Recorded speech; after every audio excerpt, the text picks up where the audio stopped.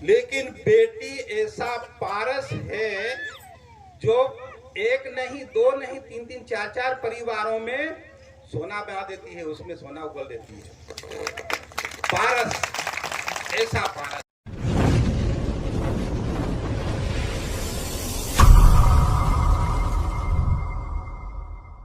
स्थान और बहुत ही पवित्र कार्यक्रम यहाँ पर हमारे बीच में हमें तारने के लिए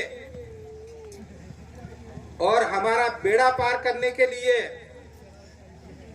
हमें सुख शांति प्राप्त हो, ऐसे आशीर्वाद देने के लिए दो महान संत उपस्थित हैं। पूज्य कानग्रीव महाराज जी और पूज्य कमल जी महाराज जी, स्वर्ग फुनसिंह जी महाराज जी, इनको भी प्रणाम करता हूँ।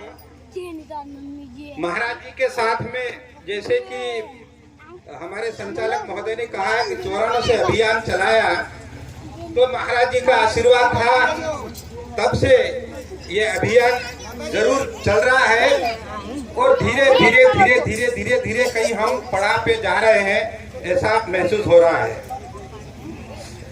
हमारे बहुत कुछ बातें हो चुकी है, मैं दो बातें कहना चाहता हूँ।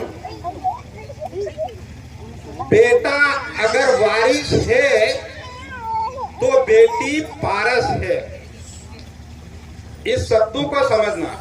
हेलो, बेटा वारिस है, भक्तों से निवेदन है पारस है कि वो शांति बनाए रखें और अपने अपने स्थानों पे बैठकर हमारे अतिथियों के द्वारा हमें जो शिक्षा दी जाती है उसका ग्रहण करें। वारिस, बेटा किसका वारिस? जो बाप का धन दौलत ये होता है उसका वारिस बन जाता है।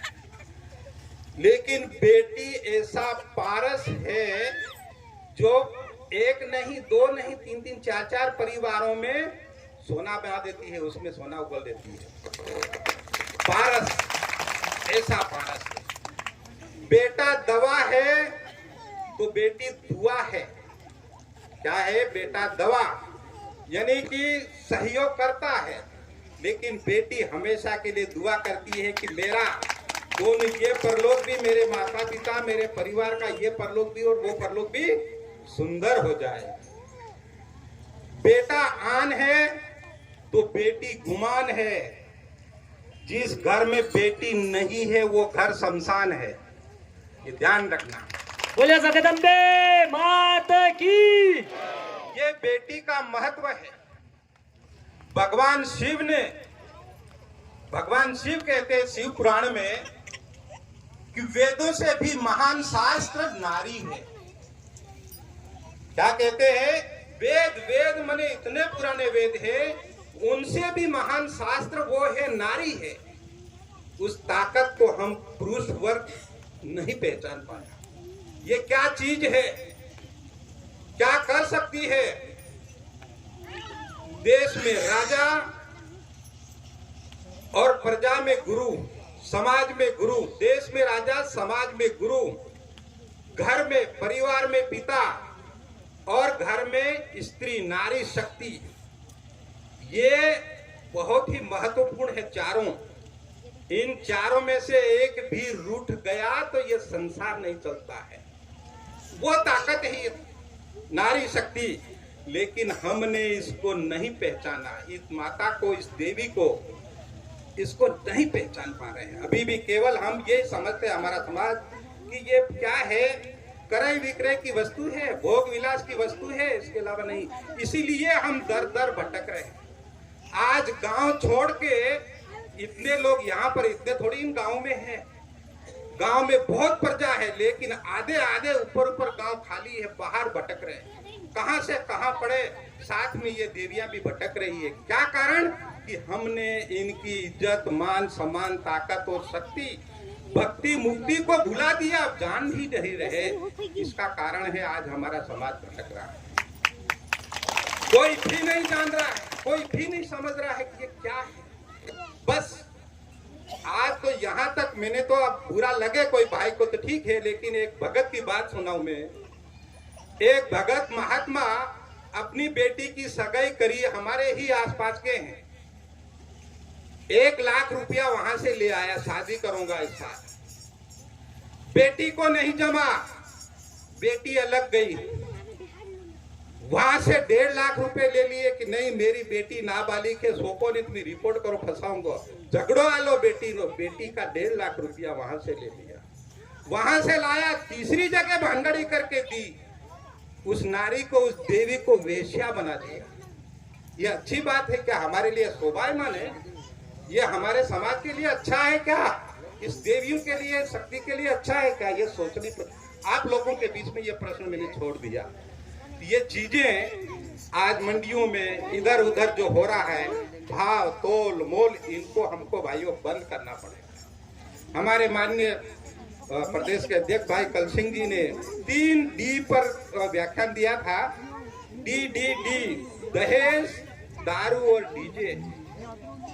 एक भाई ने कहा था कि यार आप बेटियों पे अच्छा तो बोलते हो, लेकिन ये छोरियां तो 12-12, 13 साल की भाग भाग के जा रही। सही बात है, क्यों जा रही? उसका कारण है डीजे। एक जो कारण दूसरा आया उसमें ये है, हम हमारे बच्चों को कोई संस्कार नहीं दे पा रहे हैं, ना उनके ऊपर ध्यान दे पा रहे हैं। बेटे बेटी रात को कहां जा रहे हैं? कुछ नहीं। कहां खेल रहे हैं? किसके साथ जा रहे हैं? कोई संस्कार नहीं।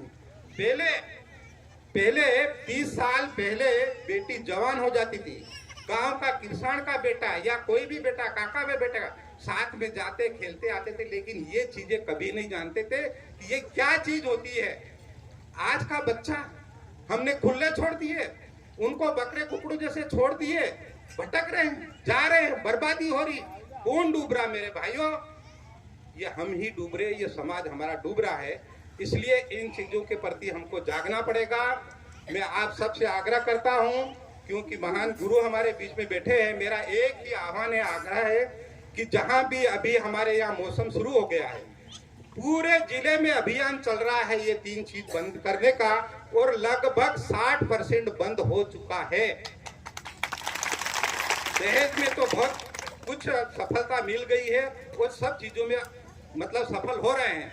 आप सब लोग उसमें लगेंगे तो हमारे जो समाज में जो बुराइयां हैं ये खत्म होगी, और हम बहुत जल्दी जो हमारा सामान्य वर्ग का व्यक्ति है उसकी बराबरी कर लेंगे।